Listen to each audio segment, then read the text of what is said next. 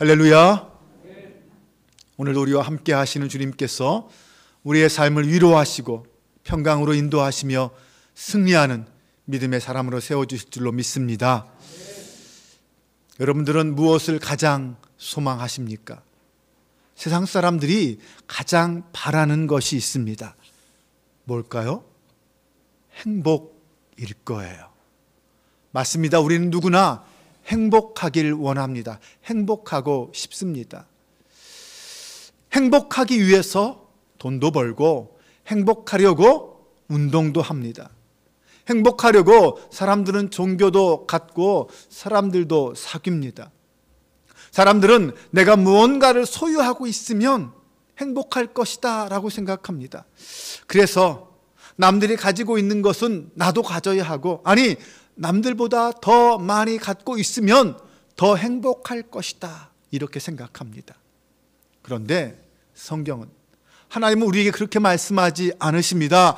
하나님을 믿는 성도의 삶 그 자체가 행복이다 라고 말합니다. 여러분 동의가 되십니까? 아멘?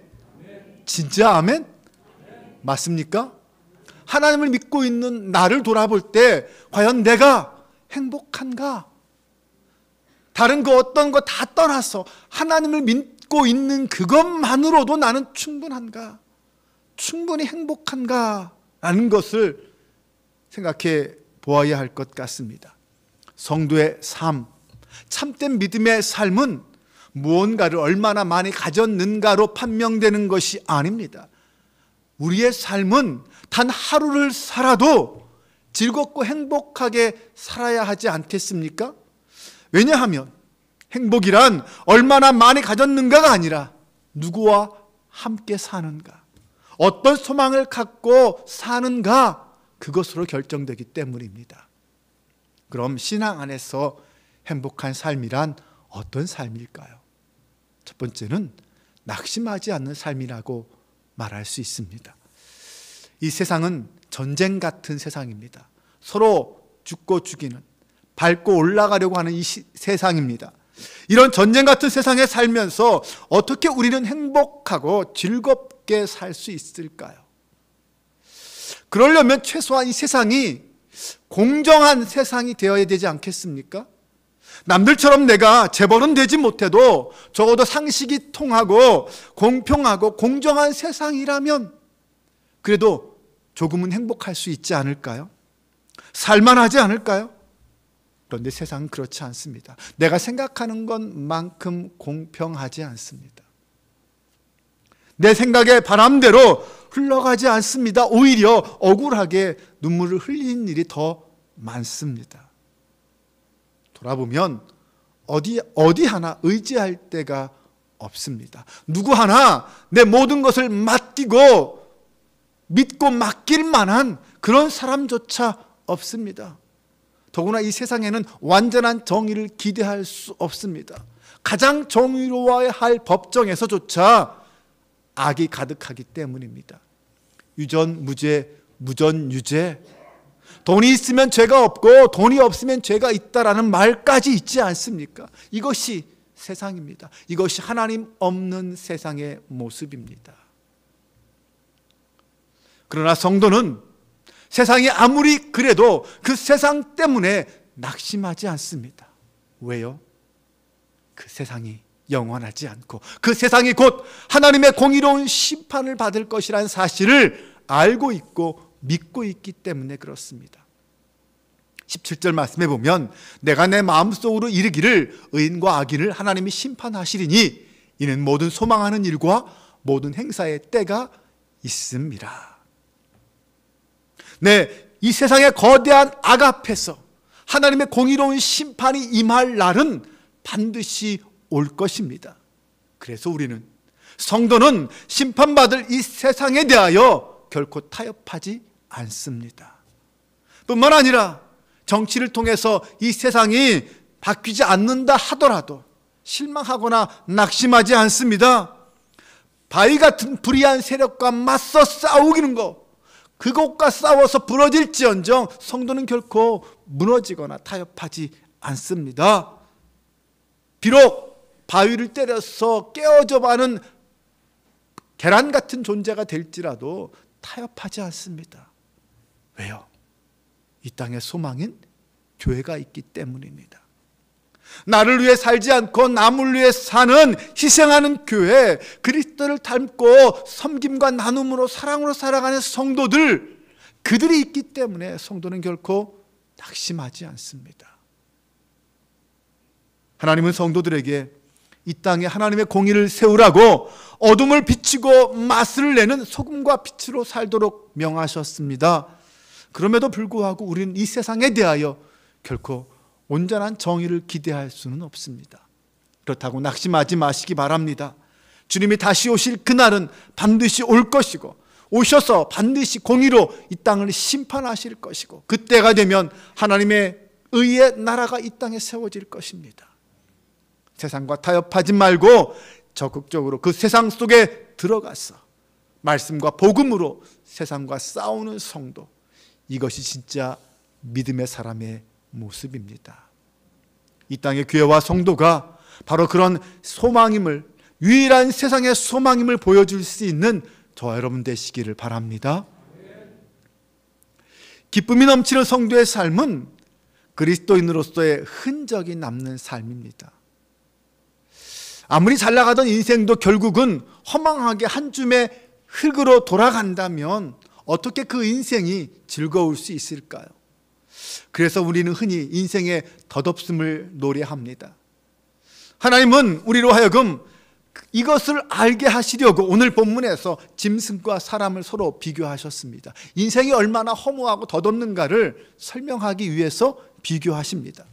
짐승이 태어나서 살다가 죽는 것처럼 사람도 언젠가는 때가 되면 죽게 됩니다. 그렇게 결국 흙으로 돌아갈 수밖에 없는 인생이라면 그 인생이 짐승과 다를 바가 어디 있습니까? 그 인생에게 무슨 가치가 있습니까? 18절에서 21절 말씀인데 화면을 보면서 우리 함께 같이 한 목소리를 읽어보겠습니다. 내가 내 마음속으로 이르기를 인생들의 일에 대하여 하나님이 그들을 시험하시리니 그들이 자기가 짐승과 다름이 없는 줄을 깨닫게 하려 하심이라 하였노라. 인생이 당하는 일을 짐승도 당하나니 그들이 당하는 일이 일반이라. 다 동일한 호흡이 있어서 짐승이 죽음같이 사람도 죽으니 사람이 짐승보다 뛰어남이 없음은 모든 것이 헛됨이로다. 다 흙으로 말미암았으므로 다 흙으로 돌아가나니 다 한 곳으로 가거니와 인생들의 호는 위로 올라가고 짐승의 호는 아래 곧 땅으로 내려가는 줄을 누가 알랴. 네. 인간이 그 놀라운 지성을 가지고 이 우주에 대해서 탐구하고 보이지 않는 그 원자의 세계에 대해서 알아간다 하더라도 결국 죽음으로 끝나는 인생이라면 보잘것없는 짐승들과 다를 바가 없다라는 것입니다. 모든 인간은 짐승과 마찬가지로 흙으로 지음받아 짐승처럼 호흡하며 살다가 죽어서 결국 흙으로 돌아갈 흙덩이밖에 되지 않습니다. 아무리 뛰어난 기술 문명을 세운다 하더라도 짐승과 다르게 고상한 삶을 산다 하더라도 결국 죽음 앞에서는 인간과 짐승이 다를 바가 없습니다.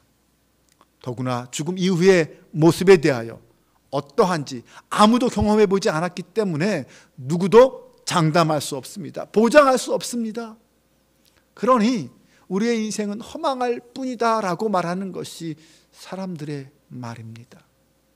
그러나 그 죽음 이후에 대하여 알고 준비하는 사람들이 있습니다. 바로 그리스도인들입니다. 성도는 그리스도 안에서 생명을 얻은 자들입니다. 그래서 성도는 자신의 인생의 유한함을 알기에 하나님을 경외하는 것만이 이 유한한 인생에서 벗어나 영원한 생명으로 들어가는 길이라는 사실을 알고 있습니다. 그래서 그것을 믿기 때문에 그 일에 동역하고 동참하는 것입니다. 이것이 그리스도인의 믿음입니다.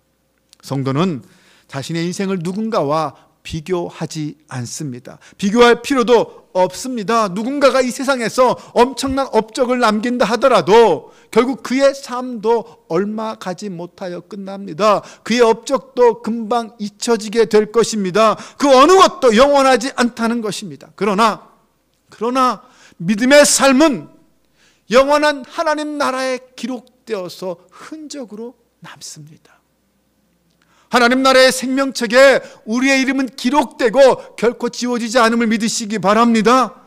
하루를 살아도 하나님과 동행하며 믿음으로 산다면 그 하루하루가 하나님이 기억하시고 하나님이 알아주시는 가치 있는 시간이 될 것입니다.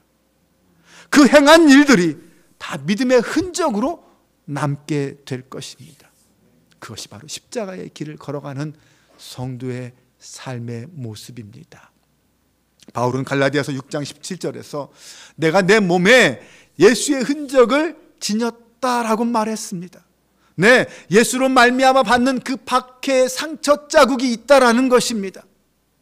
성도가 이 땅에서 참된 기쁨을 누린다라는 것은, 기쁨의 삶을 산다라는 것은 예수 그리스도 안에서 예수님 때문에 박해를 받고 고난을 받는 것을 기뻐한다라는 뜻입니다. 고난과 박해를 오히려 기뻐하고 그것으로 오히려 하나님께 영광을 돌리는 삶을 선택하는 것, 이것이 성도의 모습입니다. 여러분, 오늘 나에게는 어떤 예수의 흔적이 있습니까? 오늘 내 몸에는, 내 인생에는, 지금까지 나의 삶 속에는 어떤 예수의 흔적이 남아 있습니까? 주님의 마음을 품고 교회와 이웃을 위해서 기꺼이 희생하며 살아가는 사람은 예수의 흔적을 남기는 사람입니다. 오늘 저와 여러분의 모습이 예수의 흔적을 곳곳에, 내가 지나가는 그 자리에 남길 수 있는 믿음의 삶이 되시기를 주님의 이름으로 축원합니다. 세 번째로, 기쁨이 넘치는 성도의 삶이란 일상 속에서 기쁨을 찾는 삶을 말합니다. 흔적을 남기는 삶을 사는 그리스도인은 매일매일 즐거움으로 살아갈 수 있습니다. 매일매일이 반복되는 일상이지만 그럼에도 불구하고 하루하루가 즐겁고 기쁠 수 있습니다. 여러분들은 어떻습니까? 하루하루 삶이 기쁘고 즐겁게 하루가 지나갑니까? 아니면 정말 지겹게, 힘들게, 고통스럽게 지나갑니까? 22절 말씀을 보면 이렇게 말합니다. 그러므로 나는 사람이 자기 일에 즐거워하는 것보다 더 나은 것이 없음을 보았나니 이는 그것이 그의 몫이기 때문이라. 그의 뒤에 일어날 일이 무엇인지를 보게 하려고 그를 도로 데리고 갈 자가 누구냐. 우리는 주님 안에 살면서 주님이 주시는 소소한 기쁨, 작은 기쁨들을 누리며 살 수 있습니다. 여기서 자기 일이라고 말했는데, 이 자기 일이라는 것은 그 사람의 일상이라고도 표현할 수 있을 것 같아요.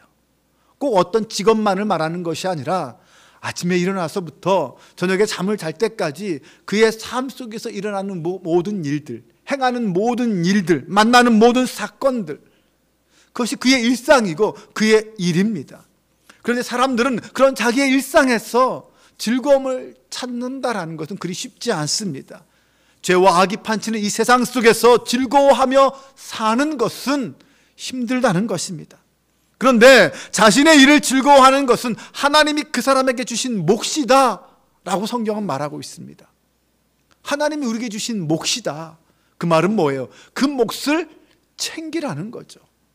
그 몫을 챙겨서 자기 일에, 하루의 일상에 즐거움을 찾으라는 것입니다. 즐거움을 누리라는 것입니다. 하나님이 함께 하시면, 하나님이 허락하시면 우리는 죄와 악이 판치는 이 세상 한가운데서도 하나님 때문에 즐겁고 행복할 수 있는 줄로 믿습니다.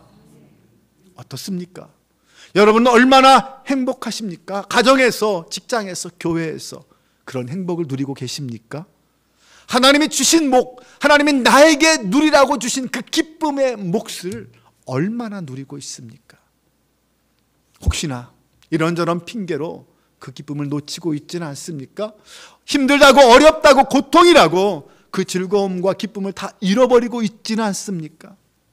성도는 결코 그럴 수 없습니다. 그래서는 안 됩니다. 왜냐하면 우리는 전능하신 하나님이 나의 아버지이시기 때문입니다. 그 하나님을 잊어버리고 내 생각과 내 판단에 사로잡혀 있다면 걱정과 근심이 몰려오면서 우리는 즐거움이란 나의 그 몫을 놓쳐버리고 말 것입니다. 그러나 그 어떤 고난이 닥쳐오더라도 주님이 나와 함께 하심을 믿는다면 인내할 수 있고 우리는 더욱 강하여질 수 있습니다.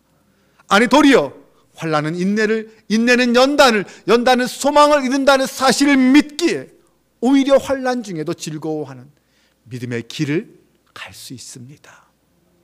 사랑하는 여러분, 우리는 하박국 선지자의 고백을 잘 알고 있습니다. 나는 여호와로 말미암아 즐거워하며 나의 구원의 하나님으로 말미암아 기뻐하리로다. 주 여호와는 나의 힘이시라. 네, 하나님이 나의 힘이시라는 사실을 믿기에, 알고 있기에 그 어떤 삶의 자리에서도 즐거워할 수 있다는 것입니다. 하나님 때문에. 어떤 삶의 환경이라도 정말 창자가 흔들리고 입술이 떨리는 엄청난 고통이 밀려온다 하더라도 우리는 하나님 때문에, 전능하신 하나님, 능력의 하나님 때문에, 그 하나님이 나와 함께 하시기에, 아니 나의 하나님이시기에 우리는 기뻐하고 즐거워하며 이 땅을 살아갈 수 있는 줄로 믿습니다.